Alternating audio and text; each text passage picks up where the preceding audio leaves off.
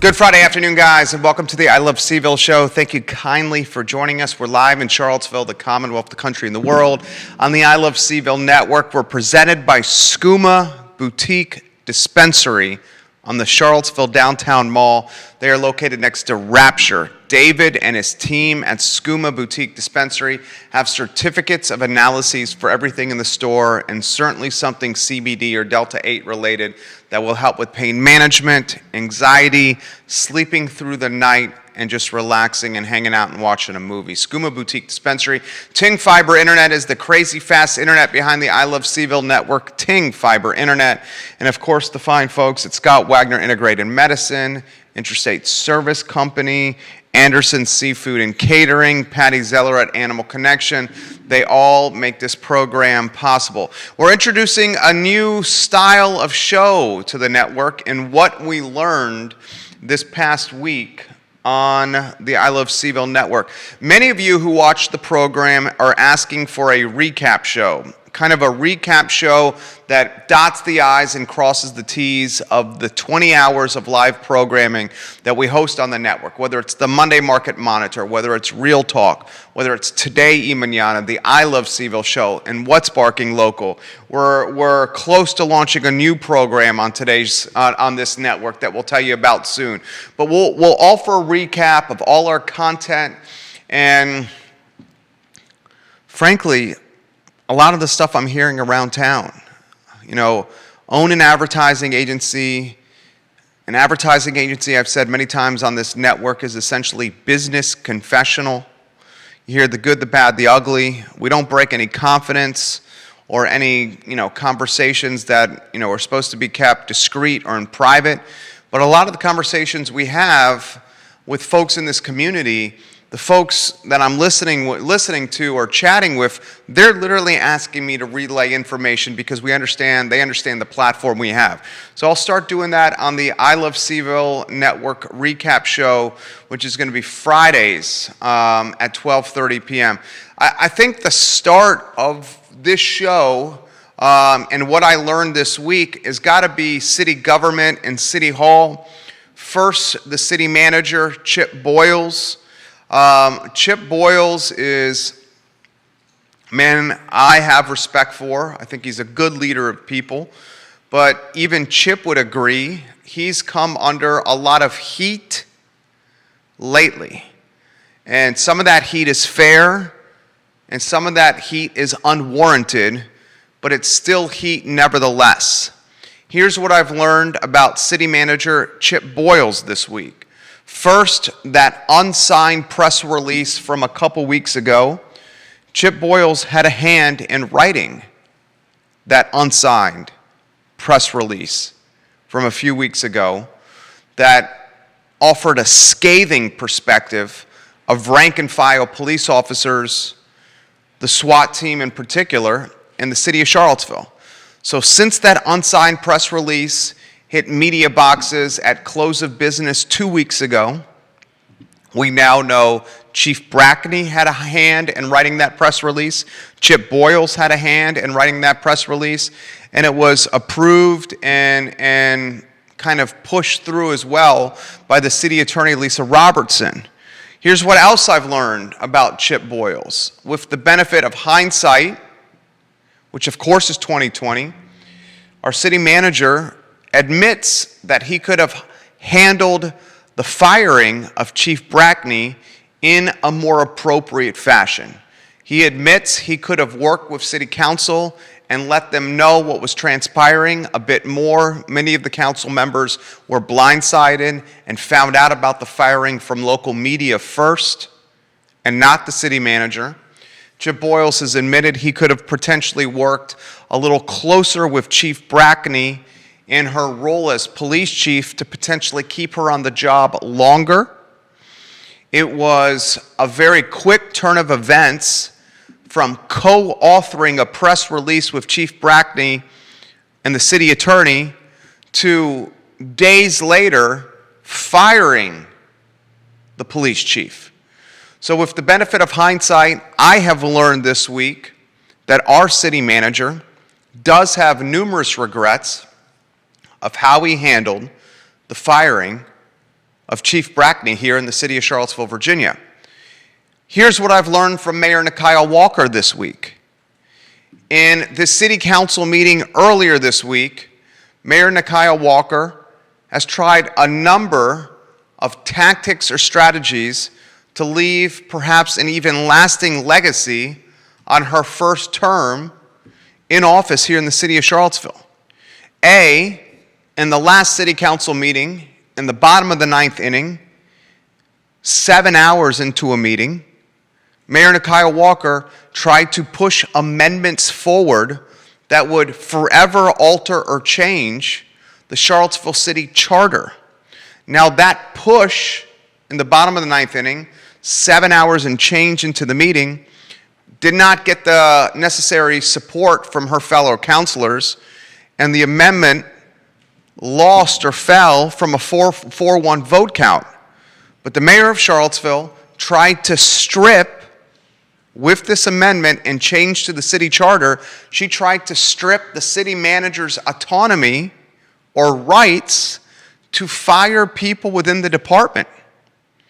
She made a push to strip Chip Boyles of these rights moving forward of hiring and firing people. She also made a push to remove Chairman Bellamy Brown from the Police Civilian Review Board. Now, neither of those amendments and neither of those pushes gained traction and lost 4-1. Snook, McGill, Payne, and Hill. Snook, McGill, Payne, and Hill voting for against Walker's amendments.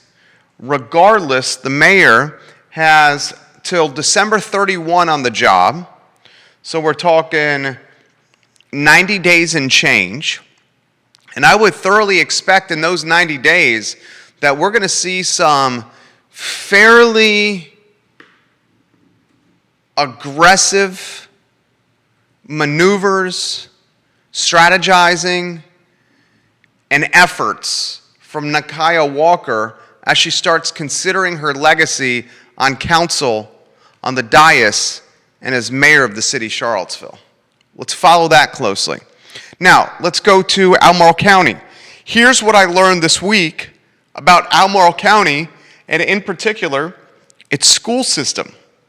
First, I learned that Albemarle County schools are the only school system in the Commonwealth of Virginia that are mandating its employees to get the COVID vaccine.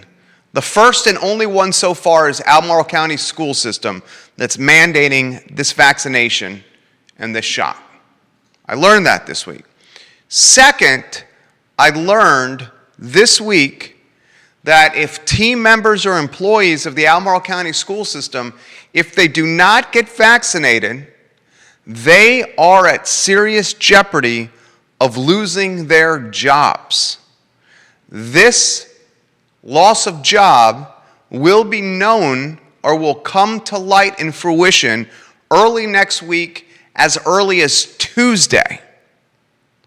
So Tuesday of next week, the men and women who are refusing to get the vaccination within the Albemarle County school system, employees of the school system, by as early of Tuesday of next week, these men and women will know whether or not they have lost the jobs they hold because of this vaccination mandate from the Albemarle County School Board. Furthermore, I learned this week that many of the bus drivers in Albemarle County school system feel neglected, marginalized. They feel their constitutional rights are being ignored or trampled by this vaccination mandate. And I learned this week that many of the bus drivers in the school system of Albemarle are using the power of collective bargaining and leveraging the power of collective bargaining to perhaps consider a day when they clock into work yet refuse to drive buses to and from school with children at the many schools in Albemarle County. I would like you, the viewer and the listener, to consider the magnitude and the impact that could come from Albemarle County bus drivers refusing in a 24-hour period to drive these yellow tin cans. I've said it once, and I will say it again.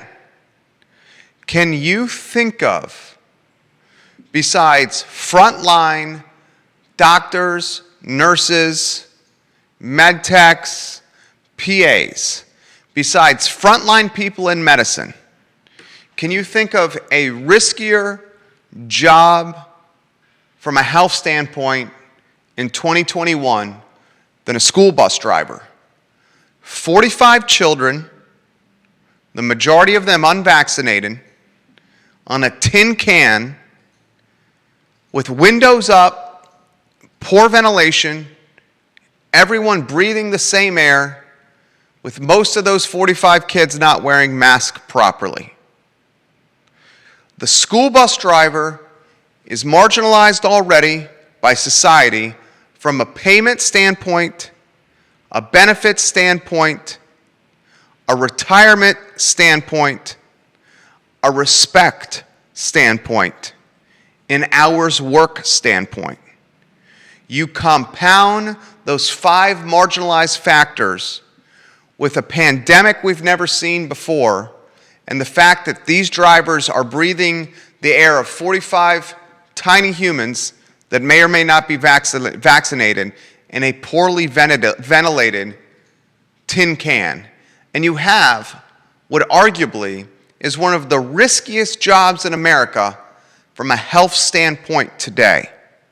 So perhaps you're on the lookout, I certainly am, for a collective bargaining effort from school bus drivers in Albemarle, maybe as early as next week, where they clock into work and then refuse collectively to drive their routes, to make a point to the school board, the board of supervisors, and leadership across Albemarle County.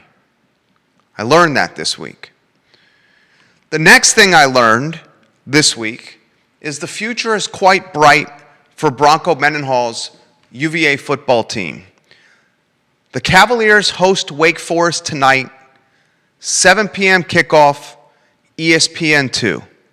The Wahoos are a 3.5 favorite, according to the odds makers in Vegas, a 3.5-point favorite. The over-under, 70 points. Wake Forest enters this matchup at Scott Stadium 3-0 overall and 1-0 in ACC play. The Demon Deacons have beaten Florida State, Norfolk, and ODU. Virginia football lost last week on national television to North Carolina in a shootout, 59-39. Now let's emphasize the cause for concerns first.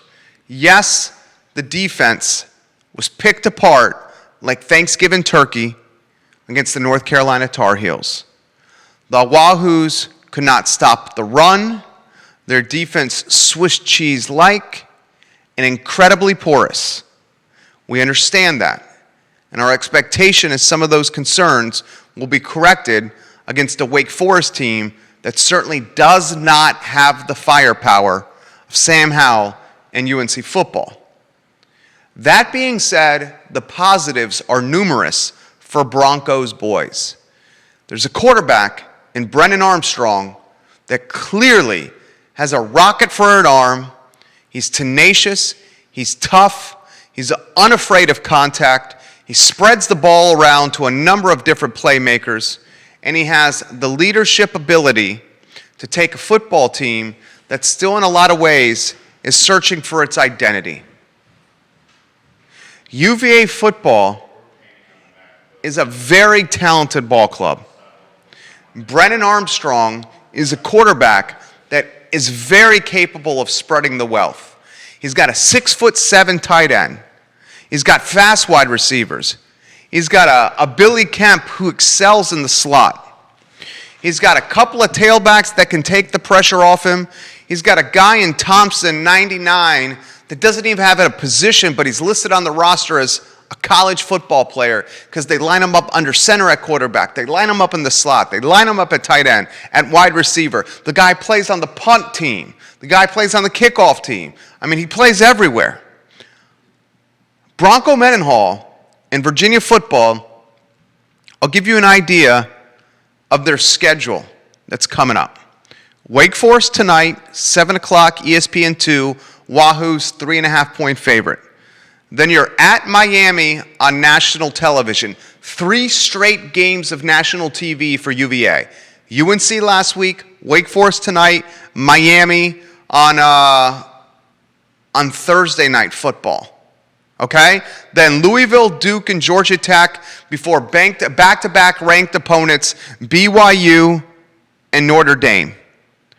Virginia, before that BYU matchup, is favored to beat Wake Forest. They certainly can win in the Orange Bowl against Miami.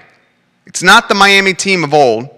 Louisville looks very beatable, although the game is in Louisville, and then Duke and Georgia Tech. There is no reason Virginia football cannot rattle off 5 straight wins to be 7-1 heading into that matchup against BYU at BYU on the 30th of October.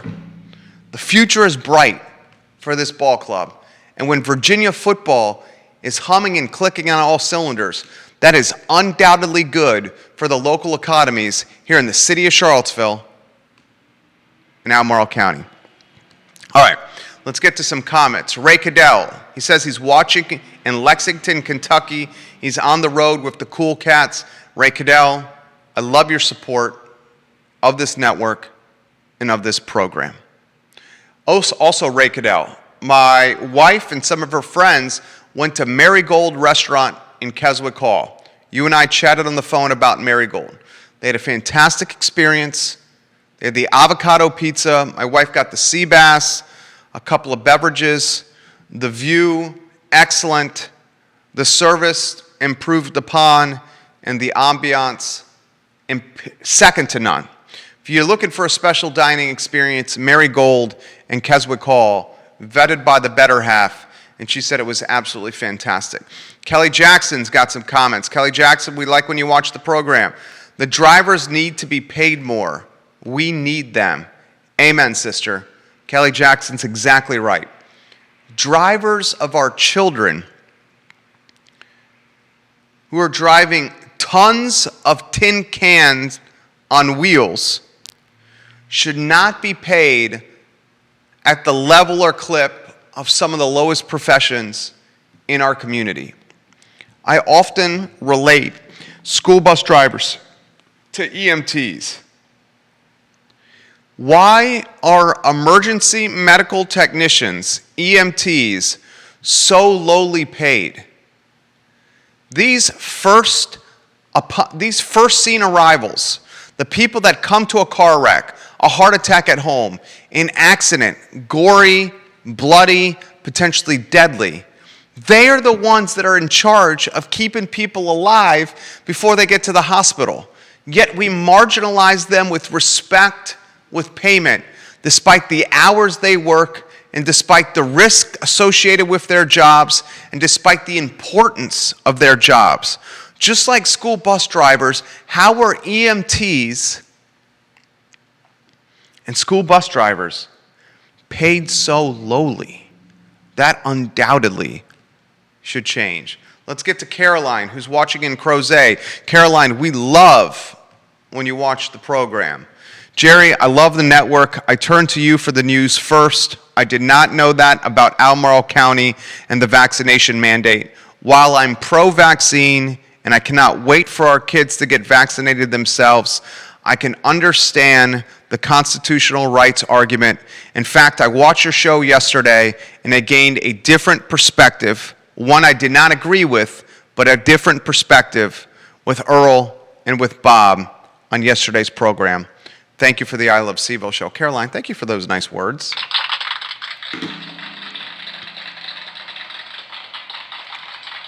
Aaron King watching the broadcast. We love you, Aaron King. Western Albemarle's finest. And Aaron King. EK, we need to get you on the show soon. Please, please. So here's what I'm watching next week.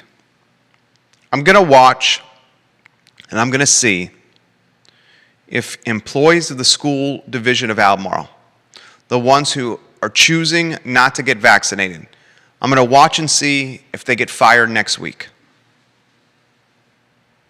I'm going to watch and see the collateral damage that may arise from pink-slipping people that choose constitutional rights or religion for reasons not to get vaccinated. I'm going to watch and see next week to see if the school bus drivers of Albemarle use collective bargaining as a leverage point to gain respect, better pay, and different rights and autonomy from the school board of Albemarle. I think both are coming. I'm going to watch and see next week as Chip Boyles navigates and continues to navigate the collateral damage of firing Chief Brackney. And that collateral damage is palpable, tangible, and felt all over City Hall. I'm going to watch and see as the mayor of Charlottesville has about 90 days and change left on the job. And the strategies, the efforts, the moves and the maneuvers she will make in the next 90 days as she considers her legacy as mayor of Charlottesville, Virginia. I'm going to watch and see as this Virginia football team plays tonight against Wake Forest on ESPN2, 3.5-point favorites, and whether Brocco Mendenhall has figured out his defense and whether they can do an about-face from that porous UNC performance. A lot we've covered on the Here's What I Learned This Week version of the I Love CVille Show. Judah, we're presented by Skooma Boutique Dispensary. We're powered by Ting Fiber Internet. It's the flagship program on this network, the I Love CVille Show on the I Love CVille Network. Thank you for joining us on a glorious Friday to be above the mud. My name is Jerry Miller. Take care.